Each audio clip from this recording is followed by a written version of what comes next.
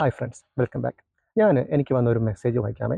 Hi, I'm a registered nurse. I'm currently in UK on a visitor visa, and now I received my NMC registration. I'm looking for a job in NHS, care home, or private sector that can offer me a certificate of sponsorship.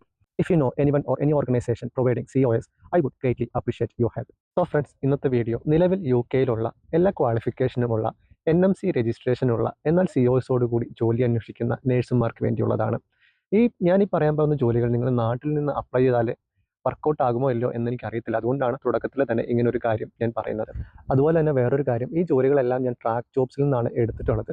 അവരുടെ വെബ്സൈറ്റിൽ COS ആവശ്യമായിട്ടുള്ള അല്ലെങ്കിൽ sponsorship തേടുന്ന കാൻഡിഡേറ്റ്സിനെ അവർ consider ചെയ്യും എന്ന് പറഞ്ഞിട്ടുള്ള ജോലികൾ മാത്രമാണ് ഞാൻ ഈ ഒരു ലിസ്റ്റിൽ ഉൾപ്പെടുത്തിയിട്ടുള്ളത്.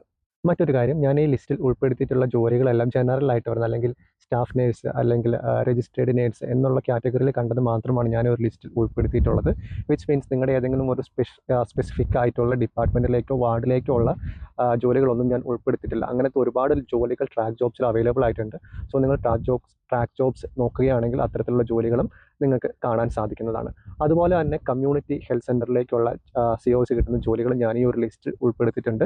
അതിൻ്റെ കാരണം വേറൊന്നുമല്ല, NHS പുതിയൊരു 10 വർഷ പ്ലാൻ പ്രഖ്യാപിച്ചിട്ടുണ്ട്.